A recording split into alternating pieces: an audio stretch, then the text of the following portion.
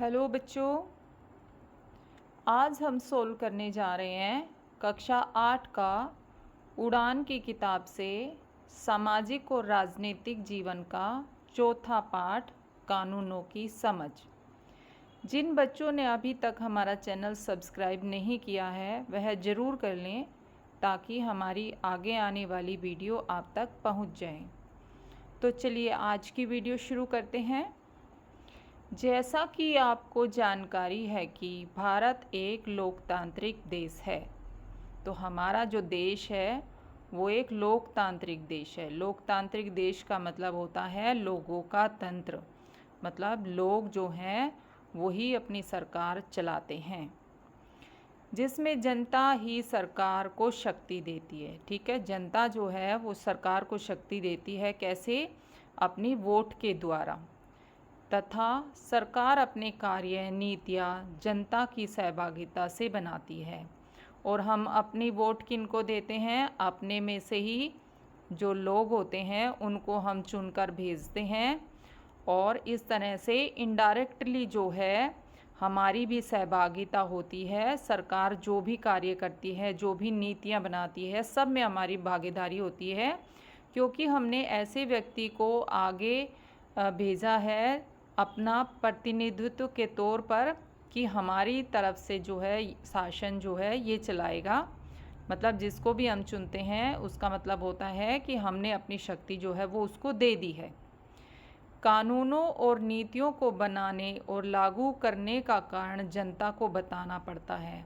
अब जो भी कानून बनते हैं, नीतियाँ बनती हैं, तो सब सरकारें जो हैं वो लोगों को बताती हैं। ठीक है, कि इस तरह की हमने नीतियाँ बनाई हैं, इस तरह का जो है हम करने जा रहे हैं, क्योंकि देश की असली शक्ति जनता के पास ही होती है। क्योंकि लोग जो हैं वो किसके प्रति जिम्मेदार है? जनता के प्रति जिम्मेदार है, जिन्होंने उनको वोट देकर जो है वो जिताया है, आगे सरकार चलाने के लिए भेजा है। कार्यपत्रक 1।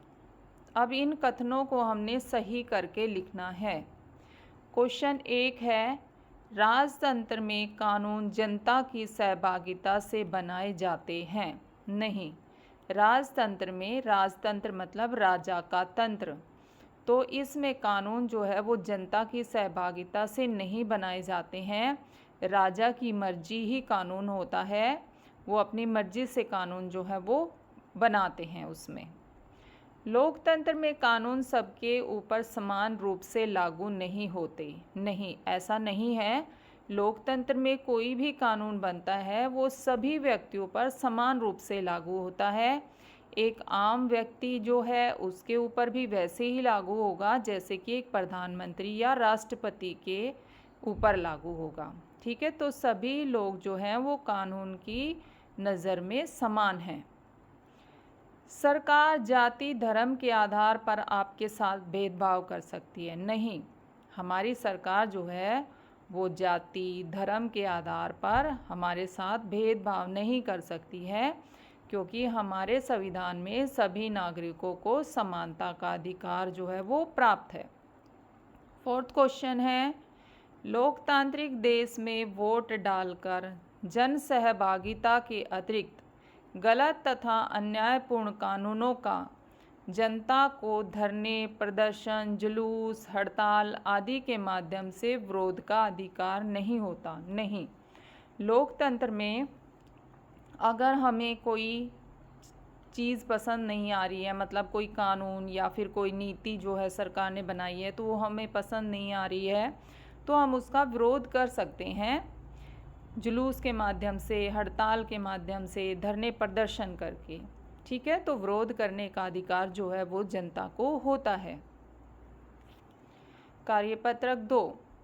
भारत में दलितों, अल्पसंख्यकों, आदिवासियों, महिलाओं, किसानों, मजदूर, अपंगों आदि के किसी आंदोलन की जानकारी इकट्ठा करके आंदोलन का कारण और प्रभाव पर कक्षा में चर्चा करें।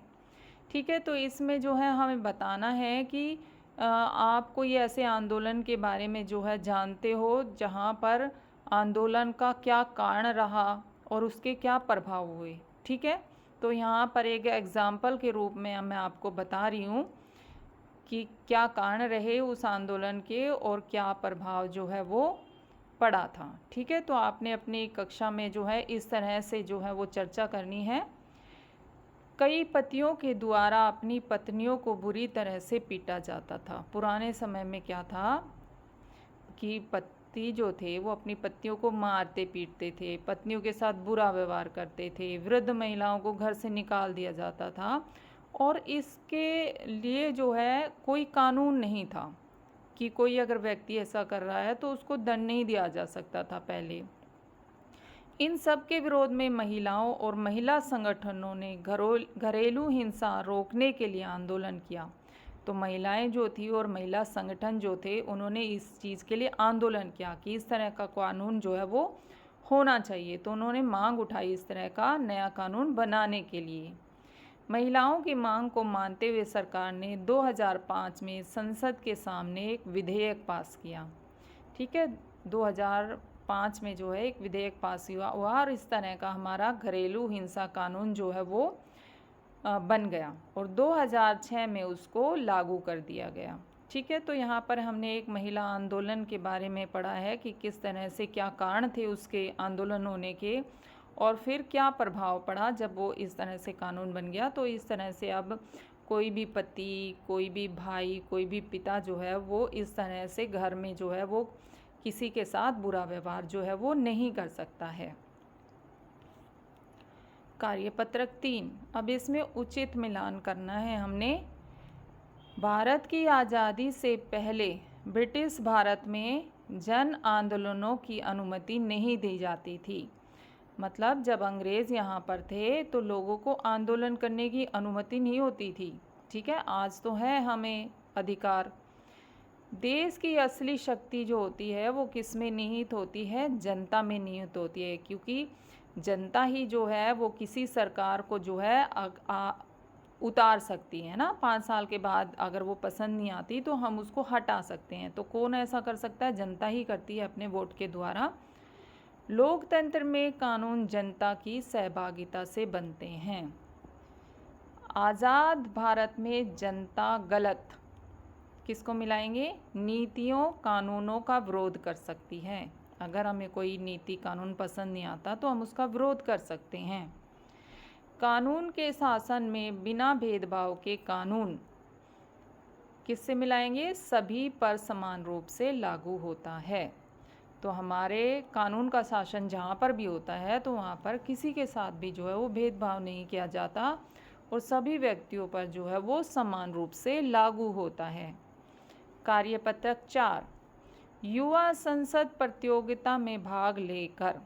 अब एक तरह से संसद की एक्टिविटी जो है वो करनी है हमें, या तो उसमें भाग लेना है या उसको देखकर जो है वो कानून कैसे बनाए जाते हैं उसकी समझ जो है वो हमें लेनी है। ठीक है, तो बेटा ये आपको एक्टिविटी है, ये आपकी एक्टिविटी जो है वो आपके टीचर करवाएंगे और आपको समझाएंगे कि कानून निर्माण जो है वो कैसे किया जाता है।